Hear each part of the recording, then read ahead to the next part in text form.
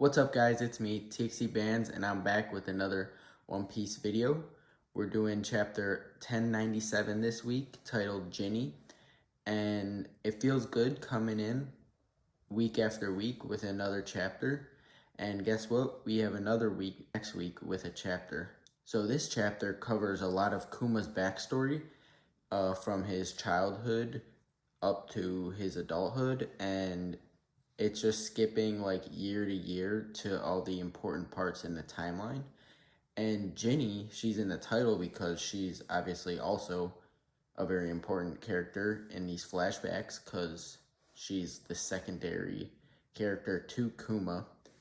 And the chapter makes us kind of care for Ginny more, which makes the reveal at the end of the chapter worth it, which I'll get to that reveal later. So let's just get right into the chapter after you like the video and subscribe to the channel. So beginning with the cover, we get another fan request this week, and it's a request of Kuma going fishing, but he's fishing like a bear would fish in the river, and he's picking up the salmon and giving it to Ginny. So Ginny wasn't included in the request, but it's nice to see that Oda added it, as it pretty much fits right in with this chapter. Now we begin the actual chapter 30 years ago in the Sorbet Kingdom. So 8 years after the God Valley incident where we just left off, and Kuma would be 17 years old here. And it turns out that Kuma didn't just live in a church, but he actually became like a pastor for the nearby village. All of the villagers, who are mostly just elderly, come to him on Sunday because he's able to take away their pain with his pawpaw fruit. And the villagers are so grateful to Kuma, and one of them even asks if he can just take away their pain every day instead of just Sunday. And then Ginny walks in and she says no. She denies the idea and says we're sticking to Sundays only. And we'll see why in a second. She tells them to leave now because they're essentially freeloading in the church. And Ginny is 21 here, so they point out that there are plenty of men in the Sorbet Kingdom who are after her romantically, but she's just gonna stick with Kuma, who's like her soulmate here. And the elderly villagers, they even want to donate to help out Kuma and Ginny because for all that they've done for them, but they can't because the increasing celestial tribute.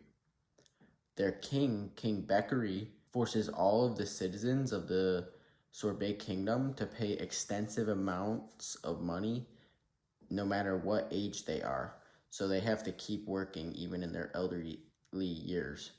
And they even say that he is so evil and greedy that he won't even waste his money on feeding his prisoners. But Kuma doesn't worry about all that. He just worries about relieving the people's pain as a priest. So night comes and all the villagers leave, but now Kuma has to take on all of their pain together in one big paw bubble, just like the one he put into Zoro on Thriller Bark that withheld all of Luffy's pain. This big bubble holds all of the villagers' pain combined, and he takes it all into himself. And Ginny, she's crying because she hates to see Kuma put himself through all of this, and all the villagers, they're oblivious to the fact that Kuma does this, and he has to do it or else all their pain would just return to them. So that's why he only does it on Sundays, because he can't handle taking all of their pain every single day. But the people are still happy with him doing it on Sundays. He's making a good difference in that village. Now we cut to 25 years ago, where Kuma would be 22 and Ginny would be 26. And Ginny is begging Kuma to marry her at this point because they have proven to be great soulmates. But Kuma says he can't, and his reasoning kind of makes sense. It's because of his trauma from his parents' experiences. Kuma's innocent mother, who is a human, was put into slavery alongside Clap, his father, even though she wasn't even a buccaneer. She just wanted to stay with her husband. And Kuma doesn't want the same fate to fall upon Ginny, even though he does love her. He can't marry her yet.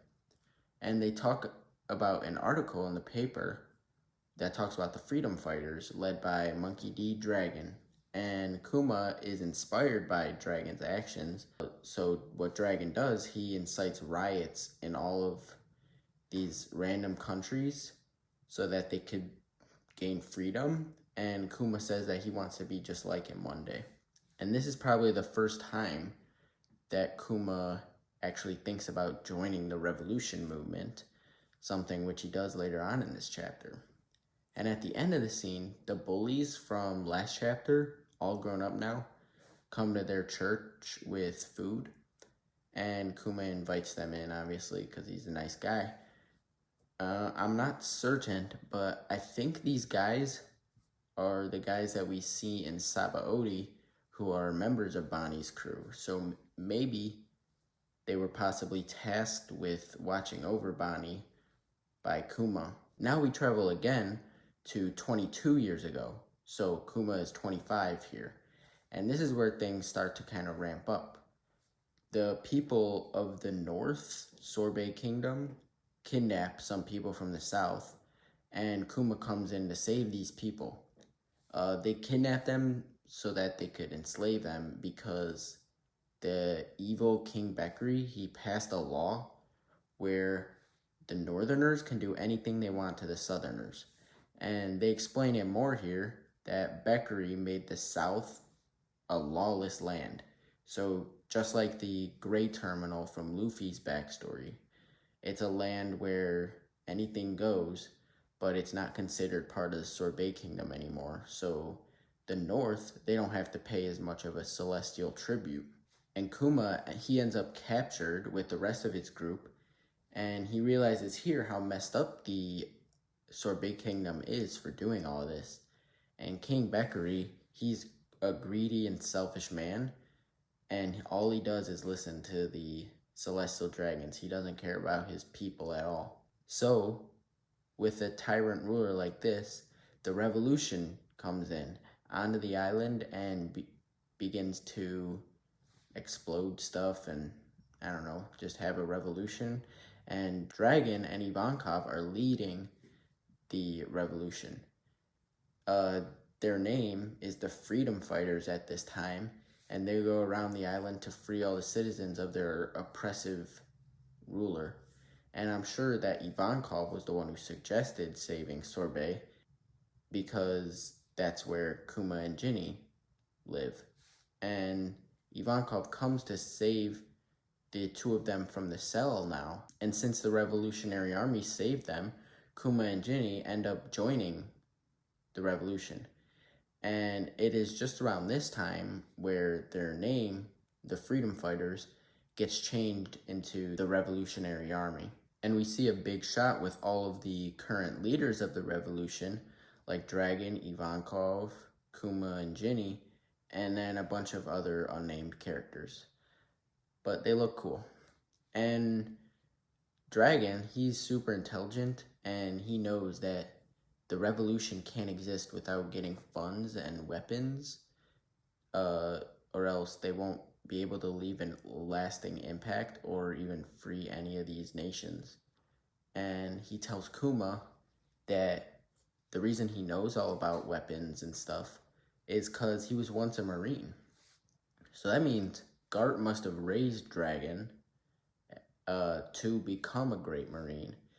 But Dragon, kind of like Garp did, noticed the injustices of the Marines. But unlike Garp, Dragon actually decides to leave. And even though Kuma joins the Revolutionary Army, he returns to the Sorbet Kingdom here and there, which is a nice little thing. He goes to see the people in his church. And now, the last jump of the chapter, we cut to 14 years ago, where Kuma would have been 33 years old. Ginny is on some random island, leading her group of revolutionaries because she's a captain now. She's the captain of the East. And she's excited because they're close by to wherever Kuma is stationed with his group, and she'll be able to see him probably after many years because the Revolutionary Army doesn't meet together very much. They're always doing their own missions.